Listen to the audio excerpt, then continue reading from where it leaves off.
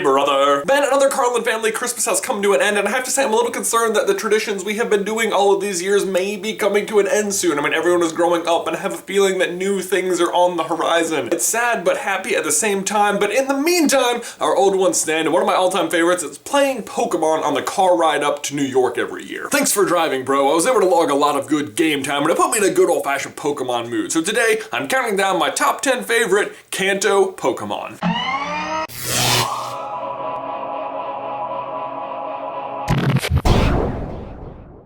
Number 10, Gyarados. I mean, based on looks alone, it's not hard to see why Gyarados makes the list. I mean, he's a complete badass, and he's been a powerhouse since he was introduced in Gen 1. Now, everyone knows the kind of secret story behind Gyarados, that he evolves from this terrible Magikarp into this crazy sea serpent. But back when I was a little kid and didn't have access to the internet and didn't have a strategy guide, everything you could learn about Pokemon was just what you could walk around and explore, so not everyone knew that Magikarp evolved into Gyarados. But I just had a feeling that they didn't just give you a Pokemon that couldn't do anything. There had to be a reason it sucked so bad, and I was right. I was the first of my friends to discover that Magikarp evolved into Gyarados, and I remember the feeling of victory when it finally happened. Number 9, Nidoking. Nidoking, the giant king of the rabbits or something, I guess. I don't know, I loved him because before you even got to Misty in the second gym, you could evolve him into a Nidoking, and you had this like third stage giant hulking creature on your side, and you were barely into the game, although I would later learn he only actually grows to be like 4 feet tall or something, which is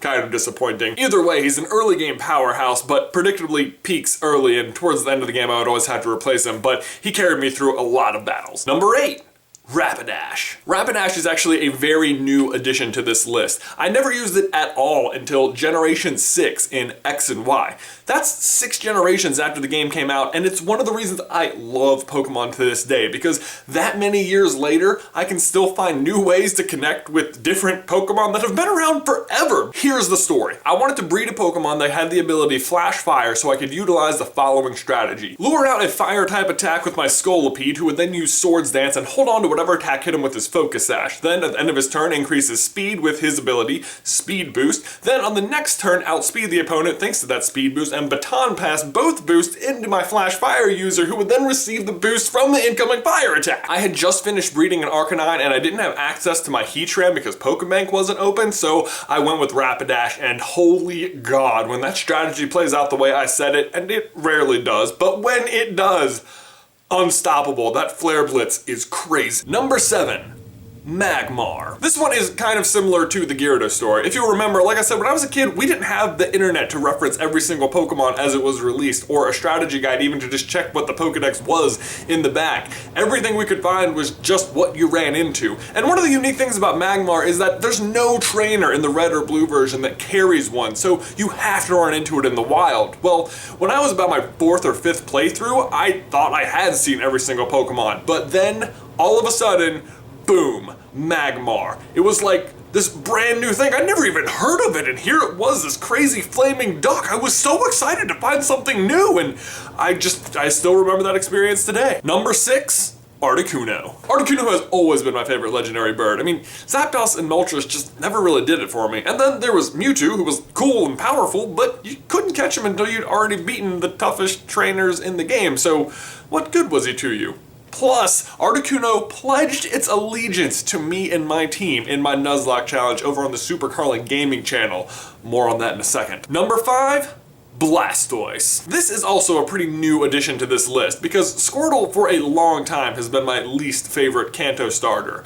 Until last year, when I started my Nuzlocke challenge and chose Donatello, my Squirtle. He grew up to lead our team out of countless perilous situations. Look, there he is! Right back there! Honestly, I could go on about Donatello all day, but if you really want the full story and see how this Pokemon won me over, check out the Super Carlin gaming channel. I just uploaded a new video on the Nuzlocke challenge today. We are at Victory Road, so now is the best time to go catch up on the series before the finale. We are about to take on the Elite Four. I am so excited. We have come so far. Number 4, Weezing. This might seem like an odd choice, but let me explain. Back in Diamond and Pearl, I decided to try my hand at effort value training. If you don't know what that is, you might be better off. Basically, it's just controlling the stats of your Pokemon, and today I can EV train something in like 5 minutes with Poke Rust and power items and horde battles, but back then, it was not so easy for me. I remember having to breed a bunch of Roselias and then Dusclops just to get the moves I wanted onto my Coughing,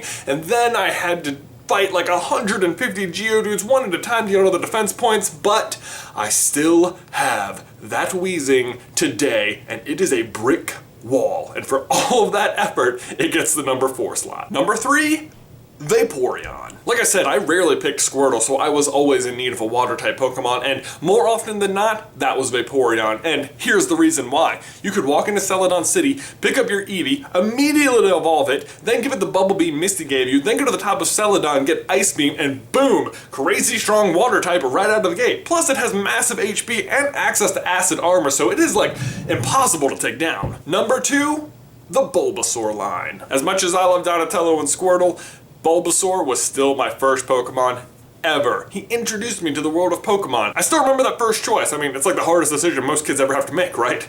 I mean, I looked at Squirtle and thought, nah, he just doesn't look that cool. And then Charmander just looked like the obvious choice. I knew everyone else was gonna pick him.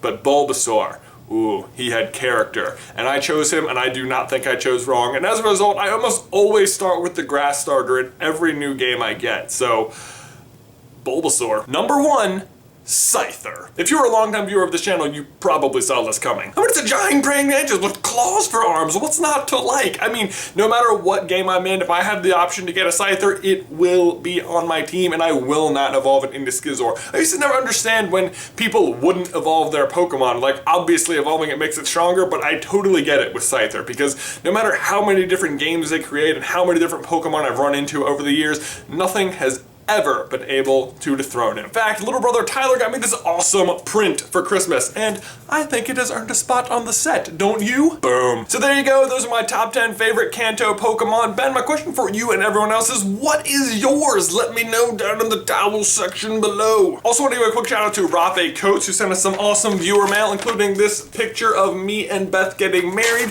and this shot of a grizzly eagle shark and a slithering crest, and there's an angry bird and grilled cheese fighting a taco, and it's awesome. Thank you, Rafi. And last video, we asked you guys about doing a Super Carlin sock club, and overwhelmingly you said yes. So we are a go. Here is how it is going to work. Every Tuesday, all you have to do is wear a crazy pair of socks, take a picture of them, and then upload it to Instagram with hashtag Super Carlin Sock Club, and then comment and like on everyone else is doing it, and it's just fun. These are the ones I'm wearing today. Whew, Ben, that was a lot of stuff for one video, but I am finally done, and I will see you in another life, brother.